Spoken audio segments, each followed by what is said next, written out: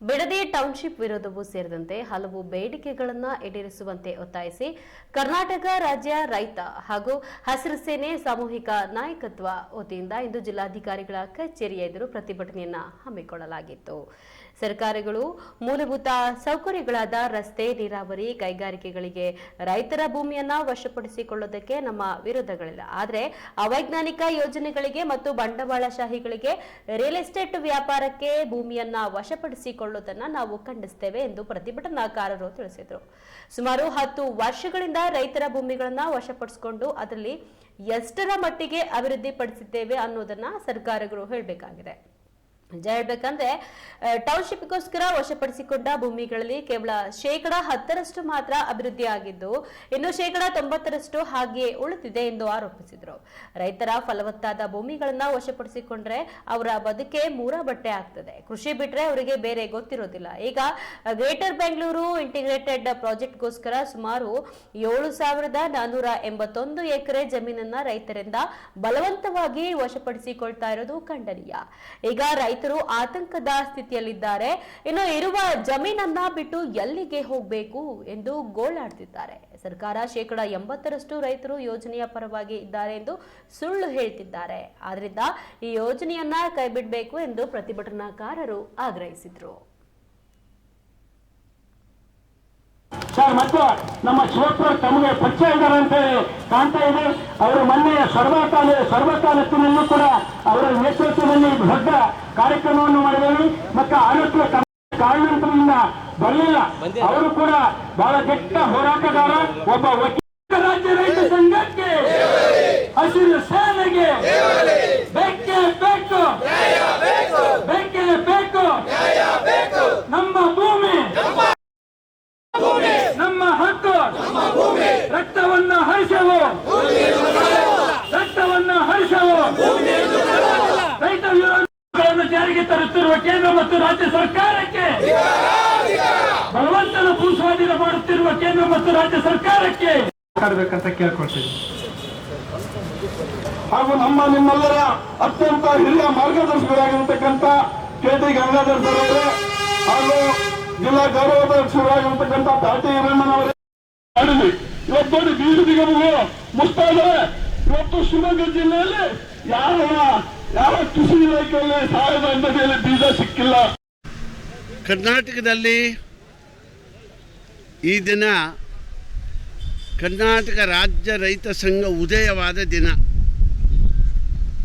ನರಗುಂದ, ನವಲಗುಂದ, ಬಂಡಾಯ ಇದ್ದ ರೈತರ ಸಂಘಟನೆ ಇವತ್ತು ರೈತ ಚಳುವಳಿಯಾಗಿ, ರೈತ ಸಂಘಟನೆಯಾಗಿ ತಾಲೂಕು, ಜಿಲ್ಲೆ, ರಾಜ್ಯ, ರಾಷ್ಟ್ರ, ಅಂತಾರಾಷ್ಟ್ರೀಯ ಮಟ್ಟದಲ್ಲಿ ಬೆಳೀಲಿಕ್ಕೆ ಮೂಲ ಕಾರಣ ನರಗುಂದ ರೈತರ ಬಂಡಾಯ ಅಂತಕ್ಕಂಥದ್ದನ್ನು ಇವತ್ತು ನಾವು ರಾಜ್ಯದ ಎಲ್ಲ ರೈತ ಸಂಘಟನೆಗಳು, ರೈತರು ನೆನಪು ಮಾಡಿಕೊಳ್ಳುವ ದಿನ ಇವತ್ತು.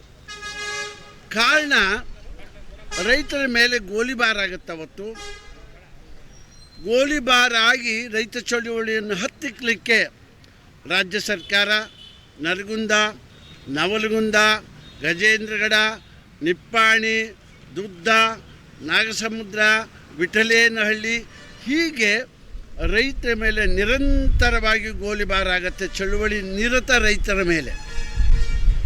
ಅದು ರೈತರನ್ನು ಇನ್ನಷ್ಟು ಸಂಘಟನೆ ಆಗಲಿಕ್ಕೆ ಕಾರಣೀಭೂತ ಆಗತ್ತೆ. ಆ ಕಾಲದಲ್ಲಿ 138 ಜನರನ್ನು ಗುಂಡಿಗೆ ಹುತಾತ್ಮರಾಗ್ತಾರೆ. ಆ ಹುತಾತ್ಮರಾದ ರೈತರನ್ನು ಎಲ್ಲರನ್ನೂ ಇವತ್ತು ನೆನಪು ಮಾಡಿಕೊಳ್ತಕ್ಕಂಥ, ಅವರ ಚಿರಾಯುವಾದವನ್ನು ರೈತರ ಸಂಘಟನೆ ಕೊಟ್ಟಂಥ ಆ ಜೀವಗಳನ್ನು ನೆನೆಯುವ ದಿನ ಇವತ್ತು. ಇದು ಹೇಳ್ತಾ 46ನೇ ವರ್ಷದ ಈ ದಿನದಂದು ಇಡೀ ರಾಜ್ಯದ ಉದ್ದಗಲಕ್ಕೆ ಎಲ್ಲ ಜಿಲ್ಲಾ ಕೇಂದ್ರಗಳಲ್ಲಿ ಇವತ್ತಿನ ಪ್ರಸ್ತುತ ರೈತರ ಸಮಸ್ಯೆಗಳ ಬಗ್ಗೆ ರೈತರು ಹೋರಾಟ ಮಾಡ್ತಾ ಇದ್ದಾರೆ. ಇಡೀ ರಾಜ್ಯದಲ್ಲಿ ಕಂಡು ಕೇಳರಿಯದ ಬರಗಾಲ ತಾಂಡ ಬಂದಿದೆ. ಕಂಡು ಅರಿಯದ ಬರಗಾಲ ಇದು. ಇಡೀ ರಾಜ್ಯದ 24 ಜಲಾಶಯಗಳು ಖಾಲಿಯಾಗಿದ್ದಾವೆ. ಕೆರೆಗಳು ಸುಮಾರು 4,000 ಕೆರೆಗಳು ಒಣಗೋಗಿದೆ. ದನಕರುಗಳಿಗೆ ಮೇವಿಲ್ಲ. ಹಳ್ಳಿಗಳಲ್ಲಿ ಕೆಲಸ ಇಲ್ಲ, ಕೂಲಿ ಕಾರ್ಮಿಕರಿಗೆ ಜೀವನದ ಭಯ ಅತಂತ್ರವಾಗಿದೆ.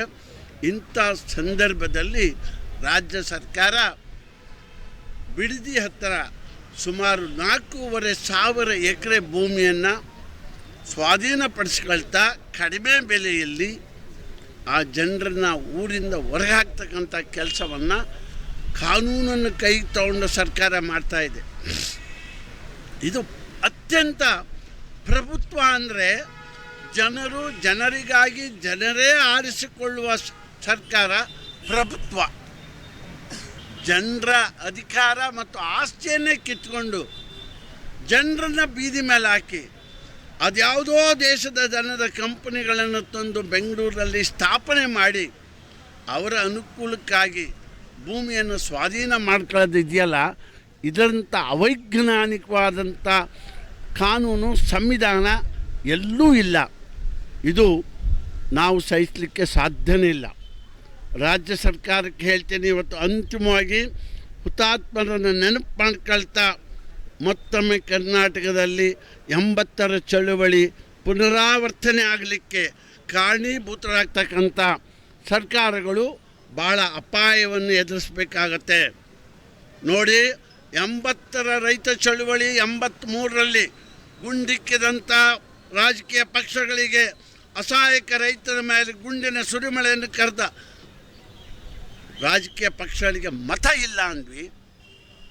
36 ವರ್ಷಗಳ ಕಾಲ ಕರ್ನಾಟಕದಲ್ಲಿ ಆಡಳಿತ ನಡೆಸಿದ್ದ ರಾಜಕೀಯ ಪಕ್ಷ ನಿರ್ನಾಮ ಆಗೋಯ್ತು.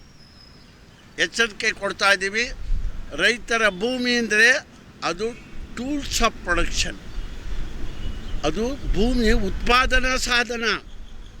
ಅದು ಭೂಮಿಯಿಂದ ಬರೀ ಅಗ್ರಿಕಲ್ಚರ್ ಅಲ್ಲ, ಆಹಾರ ಉತ್ಪಾದನೆ ಆಗುತ್ತೆ, ಹಾಲು ಉತ್ಪಾದನೆ ಆಗುತ್ತೆ, ತರಕಾರಿ ಕಾಯಿಪಲ್ಯ ಉತ್ಪಾದನೆ ಆಗುತ್ತೆ, ಹಳ್ಳಿಯ ಜನರಿಗೆ ಎಂಪ್ಲಾಯ್ಮೆಂಟ್ ಕ್ರಿಯೇಟ್ ಆಗುತ್ತೆ. Indian agriculture provides employment guarantee as well as the food guarantee of Indian and state peoples. ಹುಡುಗಾಟಿಕೆ ಅಲ್ಲ. ಮುಖ್ಯಮಂತ್ರಿಗಳೇ ಹೇಳ್ತೀನಿ, ದಯಮಾಡಿ ನೀವು ಹಾಲಿ ಮತ್ತು ಮಾಜಿಯವ್ರ ಮೇಲೆ ರಾಜಕೀಯ ಮಾಡಬೇಡಿ. ನೀವಿಬ್ಬರೂ ಸೇರಿ ಖಂಡಿತವಾಗಿಯೂ ರಾಜ್ಯದ ಈ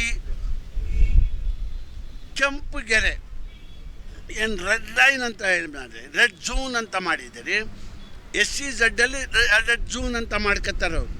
ಆ ರೆಡ್ ಝೋನನ್ನು ತೆಗೆದು ಹಾಕಿ ಬಿಡದಿ ಭಾಗದ ರೈತರು ಸಮರ್ಪಕವಾಗಿ ಅವ್ರ ಭೂಮಿಯಿಂದ ಅವರು ಉತ್ಪಾದನೆ ಮಾಡಿ ಜೀವನ ನಡೆಸೋ ಹಾಗೆ ಮಾಡ್ತಕ್ಕಂಥ ಸಹೋದರ ಆ ಪರಿಸರವನ್ನು ಪ್ರಕೃತಿಯನ್ನು ನಿರ್ಮಾಣ ಮಾಡ್ತಕ್ಕಂಥದ್ದು ಸರ್ಕಾರದ ಕರ್ತವ್ಯ.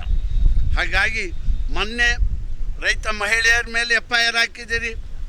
ಚಳುವಳಿಗಳಿಗೆ ನಿರಾಯುಧ ರೈತರು, ಅಸಹಾಯಕ ರೈತರು, ಸಂಘಟನಾತ್ಮಕವಾಗಿ ಗಾಂಧಿ ಪ್ರತಿಮೆ ಎದುರು ಚಳುವಳಿ ಮಾಡ್ತಕ್ಕಂಥ ರೈತರ ಮೇಲೆ ನೀವು FIR ಹಾಕ್ತೀರಾ ಅಂದರೆ ಪೊಲೀಸ್ ರಾಜ್ಯ ಏನ್ರಿ ಇದು? ಎಚ್ಚರಿಕೆಯನ್ನು ಕೊಡ್ತಾ ಇವತ್ತು ಬರಗಾಲವನ್ನು ನಿಭಾಯಿಸಲಿಕ್ಕೆ ಇಡೀ ರಾಜ್ಯದ ಎಲ್ಲ ರೈತರ ಸಾಲಗಳನ್ನು ರಾಜ್ಯ ಸರ್ಕಾರ ಮನ್ನಾ ಮಾಡಬೇಕು. ಅಲ್ಪಾವಧಿ ಸಾಲವನ್ನು ಮನ್ನಾ ಮಾಡಿ ಮಧ್ಯಾವಧಿ ಸಾಲಗಳನ್ನು ದೀರ್ಘಾವಧಿಯನ್ನಾಗಿ ಮಾಡಿ ದೀರ್ಘಾವಧಿ ಸಾಲಗಳನ್ನು ಪುನರ್ ಪರಿಶೀಲನೆ ಮಾಡ್ತಕ್ಕಂಥ ಕೆಲಸವನ್ನು ಮಾಡಬೇಕು ಅಂತ ನಾನು ಈ ಮೂಲಕ ಒತ್ತಾಯವನ್ನು ಮಾಡ್ತೀನಿ.